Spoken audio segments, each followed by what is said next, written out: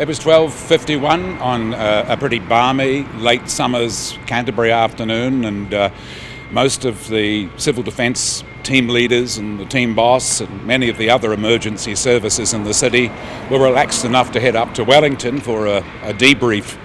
And I'd slipped out between meetings onto the mayor's balcony to have a cup of tea and a sandwich, check out some appointments and so on, when suddenly, just out of nowhere, all hell absolutely broke loose. It was the most violent explosion of energy that I've ever personally experienced. It threw me in the air, crashed me on the ground. I couldn't stand, nobody could, and immediately the shaking and the noise stopped.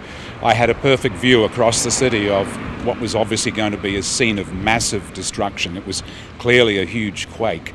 I went into the building, there were scenes of chaos, equipment tipped over, my office, everything was piled up in the middle, scrabbled around to find my phone. I knew I'd need that. Waited until most of the staff got out. There were injuries, broken glass, and a lot of very shocked people.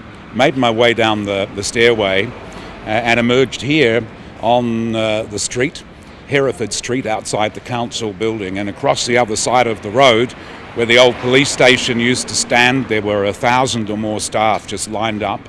The road was buckled, water was gushing out of cracks, sirens were going everywhere, and we were in the midst of what was like a war, in a sense. It was a war zone, transformed in 25 seconds from normality to absolute chaos. The roads blocked within seconds. People were running out of the city. They were talking about building collapse and injury. And we knew that we just had to make some quick decisions and get moving. So the first decision was really that 10-metre decision. Who's around me? Who can I grab? Who can we get together to get across to the place we would need to move into, which was the art gallery, which we'd set up previously as an emergency operations centre for civil defence. We still didn't know how big the quake was. We didn't know where the epicenter was. We found out later that we were essentially virtually standing on the epicenter. And what would unfold over the next 24 hours was something beyond any of our own vivid imaginations. Oh my God. Oh dear. After the engineers had checked out the Christchurch City Art Gallery, we were able to move it here. We'd already been here in September and used it as our emergency operations headquarters. So we were familiar with the place. It didn't take us long to set it up. We had a problem in that many of our civil defence people across the city were, of course, fighting their own personal battles at that point, but it was extraordinary how many staff got in here quickly and enabled us to set up the lines of communication with all of the other emergency operations centres that were being set up simultaneously. It's just extraordinary, the response of the police, of the hospitals, the fire service. And in Christchurch we had based in the city an urban search and rescue team. They'd been badly hit at their headquarters, but they were sorting themselves out, and there were all of these independent activities taking place across the city, and many ordinary individuals just doing extraordinary things as we all sought as a community to work with each other and to help each other in what was obviously a desperate situation. And over the coming hours we declared the state of emergency in the city, and we began to pull together with our lines of communication the full picture of what had happened here. And we knew very early on that there were significant numbers of casualties. We knew from the buildings that had collapsed nearby and the reports that were coming in from streets in the immediate vicinity of this building and the council building that people had died and that many were trapped in buildings. And there were fires starting in some areas. We had to sit down really and, having drawn up that picture, begin to rationalise some way forward, just making those first decisions in order to get the processes of the rescue operation underway. We had the urban search and rescue teams by now coming in from around the country. The Aussies had been mobilised. I've been able to text the Prime Minister, and it was very clear that we would need significant international help in those early days as we sought to rescue as many people as we could from the collapsed buildings and the verandas that had fallen. And we started to get the figures coming in. This is actually a copy of one of our first situation reports that we put together that evening here in the Christchurch Art Gallery. And it's pretty sober reading, going back and remembering the reports that were coming in, the number of casualties, the fact that we had hundreds, thousands of tourists in the city, evacuated hotels. We had to feed people, house people, and we had to encourage people to recognise that we wouldn't be able to get everywhere that we needed to get in those first 12, even 24 hours, that people were going to be their own civil defence force. This way. So I'm literally standing in the middle of what was one of the older central city blocks of Christchurch, covered with buildings. And by the time I reached here in the early part of the evening, this was a scene of utter and absolute chaos. That's Manchester Street just over there. Around here, people were trapped in buildings. The PGC building just across the Avon River in the distance to the north of us.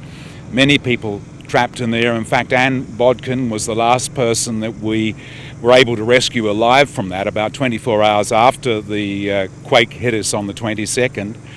And beyond that, tragically, we were unable to recover anybody else that was still alive and trapped in the rubble. And then directly over here, the site of the CTV building. And when I arrived down here that evening, there was smoke rising from the ruins of the building.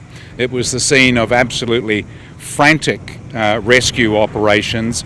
Relatives were standing over on Latimer Square, and you can imagine the distraught state they were in. And that was a scene that was being repeated all over the city, not just in the central city, around the rock faces of Sumner on the hills where we'd lost people, and of course the terrible liquefaction in the east of the city that would make people's lives a misery for so long. As we stood here that evening in the air, we had rescue teams coming from Australia. The Aussies were first to respond, of course, and they were absolutely brilliant. We had other teams coming in from China, from Taiwan. We had Singaporean military people on exercise in the city. They came in to help us. We threw roadblocks up around the city. We had guys from the States, guys from the UK. It was an extraordinarily international response. And Latimer Square was like the United Nations for a while.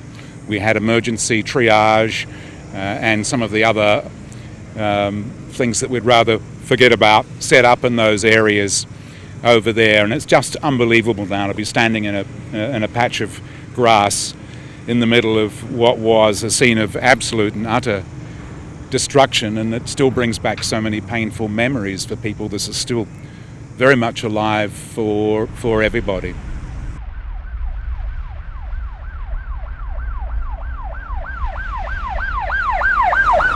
So as dusk fell on that evening of the 22nd, I got my first chance to really get outside of the EOC. I knew that we had a major situation just down the road from here at the CTV building and at the PGC building, and right throughout this area there were people trapped. The cathedral was a big worry. There'd been a lot of tourists in there, and we weren't sure how many people were trapped in there, and we knew it was going to be a hell of a difficult job to get inside. As it turned out, amazingly, you might say miraculously, nobody perished in the cathedral. And it sits there today, 5 years later, as a sad memento of, I guess, inaction. And it does break my heart. I did propose that it shouldn't be rebuilt. This is probably a little contentious. My view was that we should never rebuild it, but that rather we should, in a very creative architectural way, deconstruct parts of it, make it safe for services, and encase it as a semi-ruin, but a functioning one, inside an elegant glass case. And my reason for this is that in 3 generations, essentially there'll only be photographs and videos and sound bites of the times that we went through, where we would have painted over and papered over all of the cracks. And in a way, we should never forget what happened here, because it happened before. And if we make it all go away, I have a terrible feeling that future generations will forget that we live on the edge of these tectonic plates and how they shaped our lives here on that dreadful day on the 22nd of February 2011. This could be a living, working memorial to the ordinary people, to the survivors in this city who deserve as much recognition as anybody else. So every time there's an anniversary, every 22nd of February, no matter how much I think we feel like the emotional wounds have healed, they haven't, and the emotion always comes back on this day. And we remember the incredible people who not only helped us at the time, who came from all around the world, but the way that New Zealanders responded to the people of the city. People overseas sent best wishes and money, but then the inspirational things that have happened. And really, yes, there are things that could be happening faster, and I'll probably be one of the people that'll moan about a few of those. But when I think of what's happened in the city, how individuals have risen up with great ideas, you think of things like, the people greening the rubble and the gap fillers, and the inspirational story of the rebuilding of the art gallery, about the people in the communities who have fought for the right to rebuild their spaces in the way that they would like to see them.